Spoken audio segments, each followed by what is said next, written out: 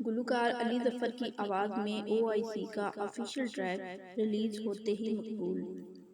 معروف پاکستانی گلوکار علی ظفر کی آواز میں پاکستان میں منعقد ہونے والی اسلامی تعاون تنظیم او آئی سی کی 48ویں وزرائے خارجہ کی کانفرنس کا آفیشیل ٹریک جاری کر دیا گیا ہے، جو کہ ریلیز ہوتے ہی مقبول ہو گیا ہے۔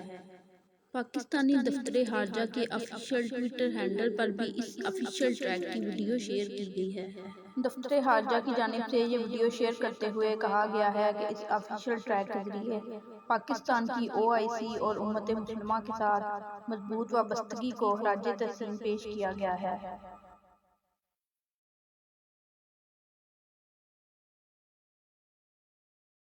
اس آفیشیل ٹریک کی ویڈیو میں پاک فوج کی عالم اسلام اور وطن عزیز کے لیے دی جانے والی قربانیوں اور قابل قدر خدمات پر بھی روشنی ڈالی گئی ہے، اور ساتھ ہی باور کرایا گیا ہے کہ پاکستان ہی واحد مسلم ملک ہے جو کہ ایٹمی قوت کا حامل ہے۔